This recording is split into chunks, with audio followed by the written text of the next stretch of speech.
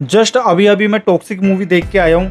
वो 3 घंटे 15 मिनट मैंने कैसे काटे हैं वो मैं आपको शब्दों में बयान नहीं कर सकता। मेरा दिमागी संतुलन इतनी बुरी तरह से हिल चुका है कि मुझे चीज़ों को समझने में थोड़ा टाइम लगेगा। मेरी अंतरात्मा तक कांप चुकी है। मुझे यकीन नहीं हो रहा कि मैंने इस मूवी को कैसे पूरा देख लिया। भाई एक एक सेकंड काटना मेरे लिए ना मौत के बराबर था। मैंने वेलकम टू द जंगल देखी है, उसको भी सरवाइव कर गया। कैसे भी करके मैं बाहर निकल गया, ठीक ठाक निकला, दिमाग मेरा ठिकाने पे था। उसके बाद मैंने धमाल 4 देखी, उसको भी मैं बहुत ही इजीली हजम कर गया, इतनी भी बुरी नहीं थी। लेकिन टॉक्सिक देखने के बाद मेरे पूरी बॉडी में ना टॉक्सिफिकेशन हो गया है। मेरे ब्लड में ऐसा लग रहा है कि पॉइजन दौड़ रहा है। सच कह रहा हूँ, 4 साल के बाद यश का मैंने वेट किया था कि केजीएफ की सक्सेस के बाद यश हमें कुछ बैंगर ही देगा, लेकिन ऐसा बैंगर देगा कि हमारी फटके चार हो जाएगी, ऐसा मैंने सोचा नहीं था। इस मूवी का फिल्टर चेंज करके केजीएफ वाला लगा दो और नाम केजीएफ 3 रख दो और हमें देखने को मिलेगी केजीएफ यूनिवर्स की न्यू मूवी। मुझे ऐसा बिल्कुल भी फील नहीं हुआ कि यश की कोई ये नई मूवी है या कुछ अलग मूवी है। बस ऐसा लग रहा था कि केजीएफ 3 मैं देख रहा हूँ। सबसे पहले तो मैं एडिटर को 21 तोपों की सलामी देना चाहता हूँ। आई डोंट नो कि इन्होंने नया बंदा रखा है या फिर एडिटर की इन्होंने सैलरी रोक ली जो इसने इतनी वाहियात एडिटिंग की है। भाई मेरा ना सर ना दर्द होने लग गया था। मूवी का जो फर्स्ट हाफ है इंटरवल से पहले, एक तो वो खत्म होने का नाम नहीं लेता, स्क्रीन पे इतना स्लो लिखा गया है। भाई एक एक सेकंड का पता चलता है कि हाँ मूवी का कटर है। मूवी के इसी हाफ में एडिटर ने ऐसा हगा है या इतनी चोपिंग एडिटिंग की है जिसे देख के ऐसा फील हो रहा था कि मैं 1.5 घंटे का मोन्टाज देख रहा हूँ। इतनी थर्ड क्लास एडिटिंग यार, इतना बजट मूवी के अंदर लगाया, एडिटर अच्छा रख लेते या फिर उसके पैसे उसको पूरे दे देते यार, अच्छी एडिटिंग देखने को मिलती। सच बोलूं तो एक सीन शुरू होता है, वो सीन पूरा कंप्लीट होने से पहले ही कट लगता है और सेकंड सीन शुरू हो जाता है। लास्ट सीन की वेटेज क्या थी, उसकी इंपॉर्टेंस क्या थी, पूरी मूवी में कुछ पता नहीं चलता। बस आया, कट लगा, नेक्स्ट शॉट आ गया। पूरी मूवी के अंदर हमें 2 कैरेक्टर्स की 2 मिनट की कन्वर्सेशन भी ढंग से देखने को नहीं मिलती है, जिसकी इंपॉर्टेंस मूवी की स्टोरी में थोड़ी बहुत तो होनी चाहिए, लेकिन नहीं। जैसे एक कैरेक्टर ने डायलॉग बोला, दूसरे ने बोला, कट लगा, अगला सीन आ गया।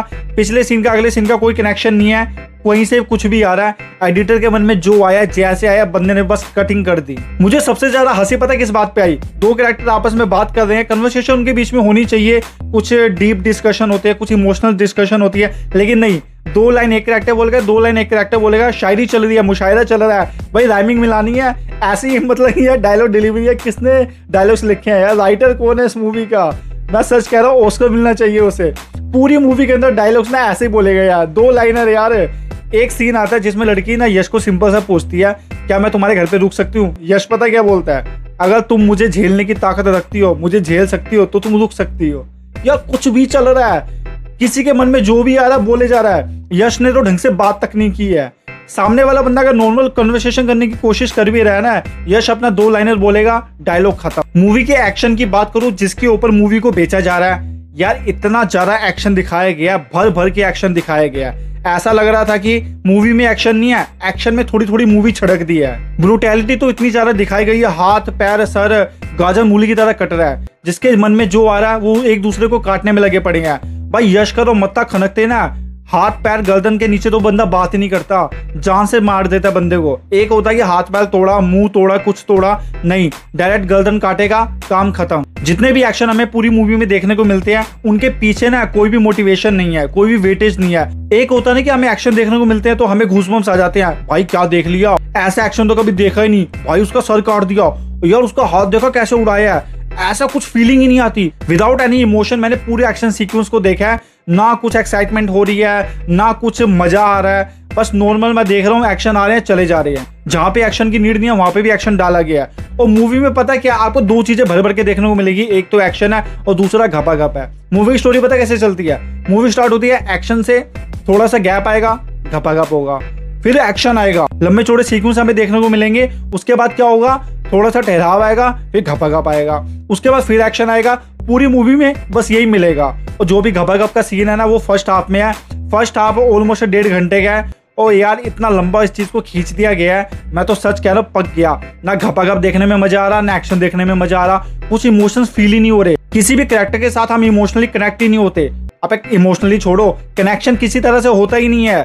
भाई कोई मर रहा है, जी रहा है, घंटा कोई फर्क नहीं पड़ता, ये मूवी बस चली जा रही है। मूवी के डायरेक्टर को नहीं पता कि हमने क्या बना रहे हैं, क्या हमने शूटिंग की है, बस जो चल रहा है चल ही रहा है। एक तो हमारे रॉकिंग स्टार यश, ये बंदा केजीएफ के कैरेक्टर से बाहर ही नहीं निकल पाया है। रॉकी का पर्सोना ये बंदा अभी तक उतार नहीं पाया है। ऐसा लग रहा था कि केजीएफ का रॉकी टॉक्सिक का राया बन के आ चुका है। दोनों कैरेक्टर्स के बीच में आपको डिफरेंस बिल्कुल भी नहीं लगेगा।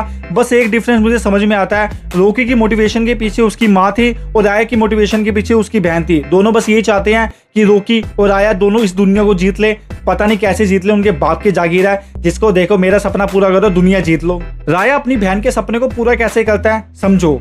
फर्स्ट हाफ में तो जैसे मैंने बताया एक्शन और घपाघप, सेकंड हाफ में बंदा डिप्रेशन में चला गया।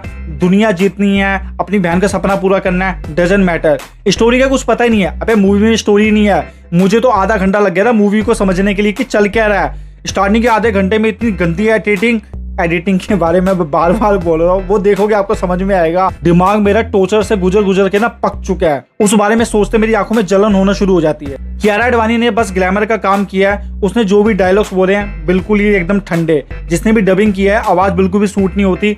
और एक तो यार कोई एक्सप्रेशन ही नहीं फेस के ऊपर। बस स्टार्टिंग में चिल्लाना रोना इतना ज्यादा एनोइंग लग रही थी डबिंग। यार पता नहीं किसने किया, क्यों करवाई है। इसके साथ ही नयनतारा का कैरेक्टर भी मुझे सच में यार क्यों था वो कैरेक्टर, मुझे ये समझ में बिल्कुल नहीं आया। एक तो पोकर फेस लेके वो पूरी मूवी के अंदर घूमती रही, चाहे खुशी का मौका हो, सैड मौका हो, एक्साइटमेंट का मौका हो, एक ही एक्सप्रेशन रहेगा ये वाला, बिल्कुल सेम। कियारा का भी सेम यही वाला रहता है। हुमा कुरैशी की बात करूँ तो उसकी डबिंग तो सबसे ज्यादा वाहियात है। जब वो अपना फर्स्ट डायलॉग बोलती है तभी आप उसकी लिप्स को देखना, इतनी घटिया लिप्सिंग की गई है और डबिंग तो माँ वाहियात है। हुमा के कैरेक्टर का क्या मोटिव था, क्या मकसद था, वही मुझे समझ में नहीं आया। अगर आपको कुछ समझ में आया तो कमेंट करके जरूर बताना। 3 घंटे 15 मिनट का टॉक्सिक झेलने के बाद मुझे बस एक बात समझ में नहीं आई कि मूवी का मेन विलन है कौन। घर पे आने के बाद मेरे दिमाग में एक बात खनकी, या मूवी तो मैंने पूरी देख ली लेकिन मूवी का मेन विलन था कौन। पूरी मूवी के अंदर हमें बस राया देखने को मिलता है और राया ने जो रायता फैलाया है वो तो आप मूवी देखोगे क्या सच में पता चल ही जाएगा। अपने रिस्क पे देखना जो भी देखोगे। मूवी के फर्स्ट हाफ में राया को पूरी दुनिया को जीतना था लेकिन उसको छोड़ के उसने घपाघप एक्शन किया। और सेकंड हाफ में पता नहीं स्टोरी ने कैसे टर्न लिया और बाप बेटे को वो फोकस करने लग गई। इंटरवल के बाद तो राइटर को कुछ समझ में नहीं आया कि अब मैं करूँ क्या, जो मैंने रायता फैला दिया उसको समेटूं कैसे। उसने नो वेयर पता नहीं बाप बेटे की स्टोरी को कैसे कनेक्ट किया और उसको शुरू कर दिया। या कुछ भी चल रहा है, ना राइटर सीरियस है ना डायरेक्टर सीरियस है, एक्टर ने तो सीरियस होने छोड़ दिया है। मूवी के सेकंड हाफ में एक नई लड़की का इंट्रोडक्शन करवाया जाता है।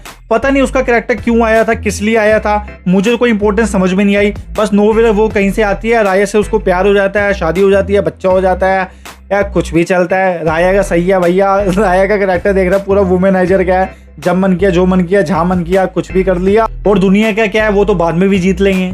आपके मन में एक सवाल आ रहा होगा कि मैंने सब कुछ तो बता दिया लेकिन मूवी की स्टोरी के बारे में मैंने कुछ नहीं बताया कि मूवी की स्टोरी है क्या। मेरा ये सेम सवाल है राइटर के साथ कि मूवी की स्टोरी है क्या। मूवी की स्टोरी किस पॉइंट से शुरू होती है, क्या मोटिव्स होते हैं। मूवी का इंटरवल आते आते, मूवी का सेकंड हाफ आते आते, मूवी का एंड आते आते सब कुछ बदल जाता है। बीजीएम और म्यूजिक की बात करूं तो भाई साहब कान फाड़ी म्यूजिक है इस मूवी का। एक तो ऐसे चुन चुन के गाने डाले गए हैं कि आपको थिएटर से बाहर निकलने की जरूरत नहीं पड़ेगी। गाना खत्म होते भूल जाओगे कि गाना था क्या। एक तो यश भाई की एंट्री होने पे, उसके डायलॉग बोलने पे, उसके एक्शन करने पे, भाई जो बीजीएम उन्होंने बजाया है, यहाँ से सुना है खून कहीं और से निकला है, समझ जाओ बस। मूवी के एंड में हमें एक बहुत बड़ा ट्विस्ट रिवील किया जाता है जिसने सच में मुझे सरप्राइज कर दिया। वो मुझे काफी पसंद आया। उसका आइडिया मैं तो नहीं लगा पाया क्योंकि मूवी ने स्टार्टिंग में दिमाग की इतनी दही कर दी थी कि उतना सोचने की हिम्मत बची नहीं थी। मूवी की सबसे अच्छी बात पता क्या थी? 3 घंटे 20 मिनट के बाद ये मूवी खत्म होगी और मैंने चैन की सांस ली।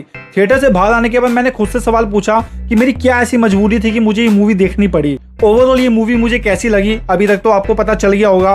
अगर आपने मूवी नहीं देखी है, मेरी बस यही सलाह है कि वेट करो ओटीटी का, फिर भी मत देखना। मूवी को स्किप करो, डेफिनेटली इस मूवी को स्किप करो, देखने मत जाना। अगर जाते हो अपने ओन रिस्क पे जाना। 3-3.5 घंटे आपके बर्बाद होंगे। मैं तो कर चुका हूँ लेकिन मैं बता रहा हूँ आप बिल्कुल भी मत करना। और आपने मूवी देख लिया तो कमेंट करके बताओ आपका एक्सपीरियंस कैसा रहा। आपका दिमाग सही सलामत है या मेरी तरह दिमागी संतुलन खो चुकी हो। और अगर आपको वीडियो पसंद आई तो वीडियो को लाइक कीजिए, अपने दोस्तों के साथ शेयर कीजिए और उसको भी बोलना मूवी देखने मत जाना। और ये लाल बटन नजर आ रहा है इसको दबाना मत भूलना। मैं अपने पैसे वापस लेके आता हूँ।